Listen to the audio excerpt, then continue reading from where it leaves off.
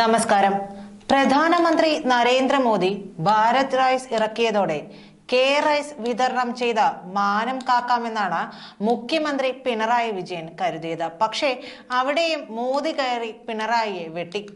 കേരളത്തിലെ സപ്ലൈകോ ഔട്ട്ലെറ്റുകളിൽ 24 രൂപ വെച്ച് പ്രതിമാസം 2 തവണയായി 10 കിലോ അരി ജനങ്ങൾക്ക് ലഭിച്ചിരുന്നു. റേഷൻ കടകൾ വഴി ലഭിക്കുന്നതിന് പുറമെയായിരുന്നു സപ്ലൈകോ വഴി ലഭിച്ചിരുന്നത്. അരി കൂടാതെ സബ്സിഡി നിരക്കിൽ പഞ്ചസാര, ചെറുപയർ, കടല, ഉഴുന്ന് മുതലായ സാധനങ്ങളും ലഭിച്ചിരുന്നു. കഴിഞ്ഞ മാസം ഈ സബ്സിഡികൾ വെട്ടിക്കുറച്ച കേരള സർക്കാർ ഇപ്പോഴും അവശ്യ സാധനങ്ങൾ സപ്ലൈകോ സ്റ്റോറുകളിൽ എത്തിക്കുന്നതിന് നടപടികൾ സ്വീകരിച്ചിട്ടില്ല. സപ്ലൈകോ ഔട്ട്ലെറ്റുകളിൽ ലഭിച്ചിരുന്ന 24 രൂപ വില വരുന്ന അരിയാണ് ഇനി മുതൽ 28 രൂപ വില വെച്ച് ജനങ്ങൾക്ക് കെ റൈസ് എന്ന പേരിൽ ലഭ്യമാക്കാൻ പോകുന്നത്. ജയ അരി എന്ന പേര് കെ റൈസ് എന്നാക്കുന്നതോടെ 1 കിലോ അരിക്ക് 4 രൂപ വീതം സംസ്ഥാന സർക്കാരിന് അധിക ലാഭമുണ്ടാകും.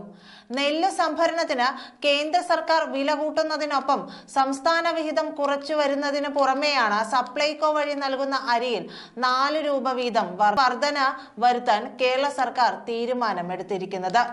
ഈ ബുദ്ധി അതിബുദ്ധിയാണെന്ന് മോദിക്ക് മനസ്സിലായി. അതുകൊണ്ട് FCI ഗോഡൌണുകളിൽ സംഭരിച്ച പൊതുവിപണി വിൽപ്പന പദ്ധതി വഴി സംസ്ഥാനങ്ങളിൽ വിതരണം ചെയ്യുന്ന അരിയുടെ വിതരണം കേന്ദ്രം നേരിട്ട് ഏറ്റെടുക്കാൻ തീരുമാനിച്ചു. ഈ അരി സംസ്ഥാന ഏജൻസികൾക്ക് നൽകേണ്ടതില്ലെന്ന തീരുമാനത്തെ കേരളം എതിർക്കാനൊരുങ്ങുകയാണ് ഇപ്പോൾ. പൊതുവിപണിയിൽ സംസ്ഥാനം ഇടപെടുന്നത് തടയാനാണ് ഈ നീക്കമെന്നാണ് ആരോപണം. സംസ്ഥാനത്തെ പൊതുവിതരണ സമ്പ്രദായത്തെയും തീരുമാനം ബാധിച്ചേക്കും. ഭാരത് ബ്രാൻഡിൽ രാജ്യത്തെല്ലായിടത്തും വിൽക്കാനായി കേന്ദ്ര സർക്കാർ ഏജൻസികളായ നാഫെഡ്, കേന്ദ്രീയ ഭണ്ഡാർ, ദേശീയ സഹകരണ കൺസ്യൂമർ ഫെഡറേഷൻ അതായത് NCCF എന്നിവയ്ക്ക് അരി കൈമാറണമെന്നാണ് നിർദ്ദേശം. ഇത് സംബന്ധിച്ച് FCI ചെയർമാന് കേന്ദ്ര ഭക്ഷ്യ പൊതുവിതരണ ഉപഭോക്തൃകാര്യ മന്ത്രാലയം കത്തയച്ചിട്ടുണ്ട്. ഭാരത് ബ്രാൻഡിന് വേണ്ടിയാണ് ഇതെന്നാണ് ആരോപണം. ഈ വിഷയം ദേശീയ തലത്തിൽ കേരളം ചർച്ചയാക്കും. FCI ഗോഡൌണുകളിൽ സംഭരിക്കുന്ന അരിക്ക് കേന്ദ്രം ടെൻഡർ ക്ഷണിക്കുമ്പോൾ സപ്ലൈകോ അടക്കം ടെൻഡറിൽ പങ്കെടുത്ത അരി നേടുമായിരുന്നു. ഓരോ മാസവും ഇത് നടക്കും. ഇതാണ് മാറ്റുന്നത്. 18.59 രൂപയ്ക്ക് അരി തങ്ങൾക്ക് കിട്ടിയാൽ 22 രൂപയ്ക്ക് വിറ്റ് കാണിച്ചു തരാമെന്നാണ് കേരള ഭക്ഷ്യവകുപ്പിന്റെ നിലപാട്. കേന്ദ്രം കൊള്ളലാഭം എടുക്കുന്നതായാണ് ആക്ഷേപം. വിഷയം ചർച്ചയാക്കി കേന്ദ്രത്തെ പ്രതിരോധത്തിലാക്കാനാണ് തീരുമാനം. ജനുവരി 18 അയച്ച കത്തനുസരിച്ച് ആദ്യഘട്ടത്തിൽ 2.5 ലക്ഷം ടൺ അരിയാണ് ഈ ഏജൻസികൾക്ക് കൈമാറിയത്. ഇതനുസരിച്ചാണ് കേരളത്തിലടക്കം ഭാരത് ബ്രാൻഡ് അരി വിതരണം ചെയ്യുന്നത്. FCI ഗോഡൌൺ വഴി സംഭരിച്ച് കേരളത്തിൽ അരി വിതരണം ചെയ്തിരുന്ന സപ്ലൈകോയെ വമ്പൻ പ്രതിസന്ധിയിലാക്കും. ഇത് വിപണി ഇടപെടലും അസാധ്യമാകും. സപ്ലൈകോ അക്ഷരാർത്ഥത്തിൽ പ്രതിസന്ധിയിലാകും. ആദ്യഘട്ടത്തിൽ നാഫെഡ് 1.25 ലക്ഷവും കേന്ദ്രീയ ഭണ്ഡാർ 75,000വും NCCF 50,000 ടൺ അരിയാണ് സംഭരിക്കാൻ നിർദ്ദേശിച്ചത്.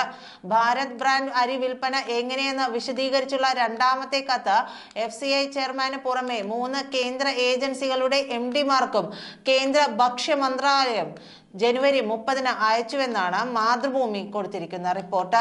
എല്ലാ വിഭാഗം ഉപഭോക്താക്കൾക്കും 5 ലക്ഷം ടൺ അരി ഏറ്റെടുത്ത് വിതരണം ചെയ്യാനും ആദ്യഘട്ടത്തിൽ 2.5 ലക്ഷം ഇത്തരത്തിൽ ഏറ്റെടുക്കാനുമാണ് നിർദ്ദേശം. മാർച്ച് 31 വരെയാണിത്. ഇതിന് കിലോഗ്രാമിന് 24 രൂപ വില കണക്കാക്കി അതിൽ കിലോഗ്രാമിന് 5.41 രൂപ കേന്ദ്രം തന്നെ 3 ഏജൻസികൾക്കും സബ്സിഡി ഇളവും അനുവദിച്ചു.